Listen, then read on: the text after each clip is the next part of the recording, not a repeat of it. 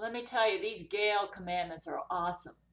I was down to 123 on the scale this morning.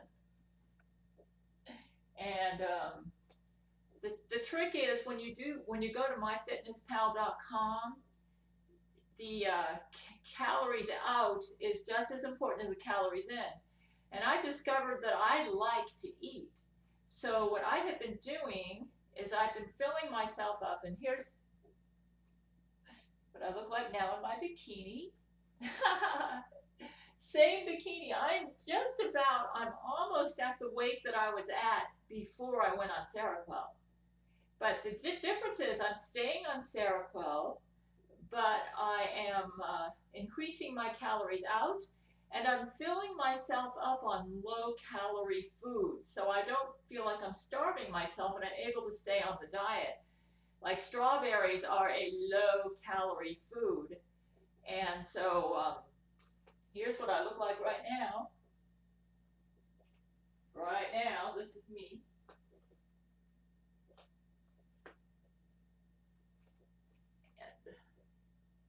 And my waist measurements were like about 25 going around. That's sucking in the gut in the morning.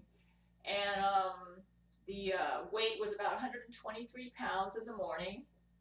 Which I was shocked because I ate like a pig last night. I ate strawberries with non-fat sour cream, and I had a lot of nuts.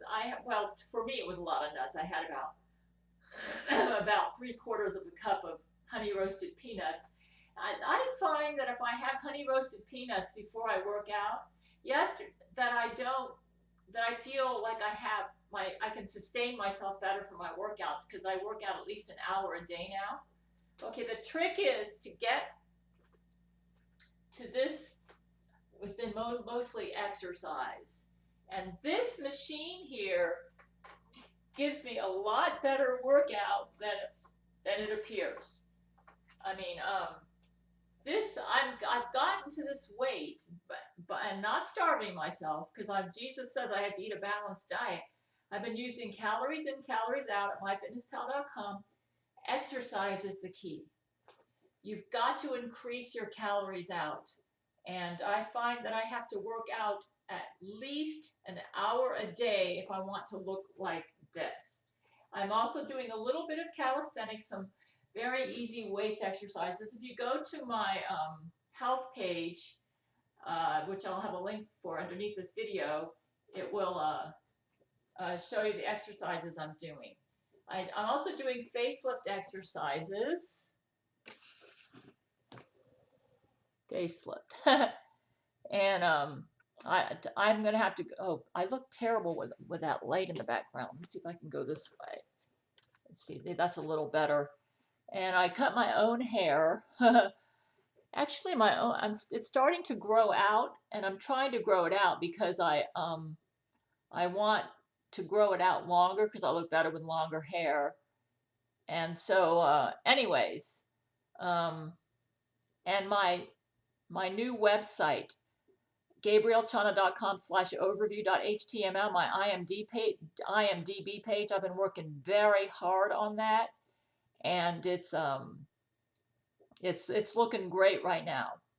Like I said, a person can go there and get a really good overview of my life, and I have links and stuff. But if you really want to go deep into my life, what I suggest you do is first go to my overview page and then explore the links and then start reading my books. And maybe, yeah, it's just start reading my books. That's what I would recommend. The first book you should read should be The Forbidden Abyss Part 1. And if you listen to my audiobooks, you'll really hear my heart and soul. So that's pretty good too. So I really need to get back to work on my current audiobook in progress, which is Brent Spiner's Flames, the first correspondence, and between me and Brent, back and forth, which started in 2011. And I know I have the real Brent in my life because nobody's going to convince me that that voice that I heard on my phone in 1991 was not Brent Spiner. It was an exact match to the tone and the voice in his I shampoo my hair every day, and his old yellow eyes is back. And I don't blow dry it or anything. This is just dry, just regular dry. But I like the haircut I gave myself. I do. I like this haircut I gave myself. The hair. I still want to grow out my hair a little bit longer, but anyways, as you can, I can't believe it. I never dreamed that I could be on Seroquel and look like this, but Jesus apparently knew that by following the Gail commandments. So here's where I'm at, and so actually, I don't make a big deal over this because it's not a big deal to me, but it might be a big deal to my men. Starting around 2007, I've been voted sexiest woman alive by I think like People magazine and some other magazines. And I told Brent to like brain to brain, like, how could this be possible? I'm in my 50s. He says, yeah, you may be in your 50s, but you don't look like you're in your 50s. So that's how it happened. So of course, the Jesuits have made sure that that version of People magazine never got any. I think it got distributed, but it's like they pulled it from the shelves. But apparently, it really has happened. And my men might have copies of the magazine with me voted sexiest men alive. I don't know, but it's happened. So I mentioned that as trivia. I have like 93 trivia now at my IMDb page, and you guys really need to check that out. Like I said, and then after you go through that, if you want to really get to know me and the story of my men, then you need to read my books. The Forbidden Abyss Part 1, Brent Spiner and Vladimir Putin, Brent Spiner's Flames, the Jesus, the Eternal Bridegroom, the Shimmering Sea, Robin Williams Murder. This will give you a really deeper insight into me and my men and our heart and soul, and how we felt as we fought the Jesuit Empire. And the Jesuit argument that I'm a crazy woman is starting to get old. In fact, Jesus told me that most people don't think I'm crazy. And he said those who do are either or who claim that you're crazy are either Jesuits, or he said they'd been influenced by Jesuits. In other words, nobody would believe I was crazy if the Jesuits did not exist. Like I state at my IMDb page, I call it my IMDb page, it's my biography and portfolio page. I am the #1 target of the Jesuit order, and I believe I have been since my birth, 1957. In fact, when I was a young lady and I didn't even know who the Jesuit order was or what it was, they bankrupted a Bible college that I attended just because I went there. That's what Brent told me. Baptist University of America went out of business because I went there. They've been targeting me since my birth. And I've had some Jesuits or Jesuit trolls criticize my new biography page and claim that I am a troll and that I've made that whole thing up. Well, all I can say is if I have made that whole thing up, it's a very elaborate, detailed, constructed story, and I must have a photographic memory because it's the same story that I've been telling all along since I first got online, and since I first got online in 2010 and started my website, and then I got on YouTube in 2011. My story is consistent. So if I'm a crazy lady, I'm a consistent crazy lady. I haven't changed my story. The Jesuits change their story all the time. That should tell you something. But my story is consistent. It's very detailed because I'm telling the truth and I'm relying on my memories of past events. And the reason I can go into so much detail and make it such an elaborate story is because it really happened. It's not fiction. And if it's my fantasies, then I have a photographic recall of a very complicated fantasy, a story which I've never changed one iota, except for maybe in minor areas where I realized that I misconstrued something in the past. But for the most part, 95% of everything that I've said about me and my men starting in 2010 when I first got online has been consistent, very complex and detailed, because I'm not making this up. This really happened. So all I can say is, if I am a troll, I must have a photographic memory, which I don't, by the way. The reason it's consistent, the reason that I'm telling the same story now that I told back in 2010 is because I'm telling the truth. Okay? That's why.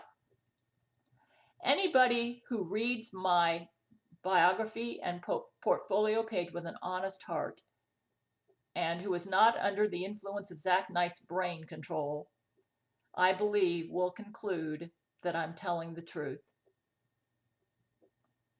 If I'm crazy, the story is far too elaborate and consistent to be the work of a crazy woman. I got to admit, some of the parts are hard to believe, especially if you believe everything you see and hear on Jesuit news and on Jesuit internet. But there's logic in everything I present. There's a cause and effect to everything that I say. So, and there's logic. Like this happens and then that happens and then that happens and then that happens. There's logic. The circumstantial evidence backs up everything I say. Like, that's the reason that my men are using this statement in the courtroom. As I hear brain to brain, they're using my new web page, my IMDb page in the courtroom as a legal statement. It holds up in court because it's consistent. It's the same story I've been saying all along. Nothing has changed because I'm telling the truth and because this all really happened. The reason it's hard to believe is because Jesuits use UFO technology in their operations, and they control the news media and the internet because Satan invented the computer and the internet, and he controls how people perceive things. So between Jesuit brain control, Jesuit clones, Jesuit technology, which they are not allowing to go into the mainstream news like their Nukakis, maybe this stuff may be hard to believe if you haven't been exposed to these things, but just because it's hard to believe doesn't mean it's not so.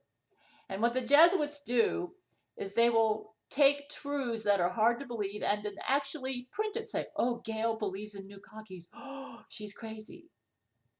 Why don't you ask yourself, is it possible that Nukakis really exist? Oh, Gail believes in clones. She's crazy. Is it possible that clones really exist? Instead of saying I'm crazy, ask yourself, is it possible I'm being lied to? Is it possible that I can't trust everything I see on the news? Is it possible that there is UFO technology in existence and I don't know about it? Is it possible that the Jesuit order is the richest and most powerful organization on earth and they're keeping secrets from me?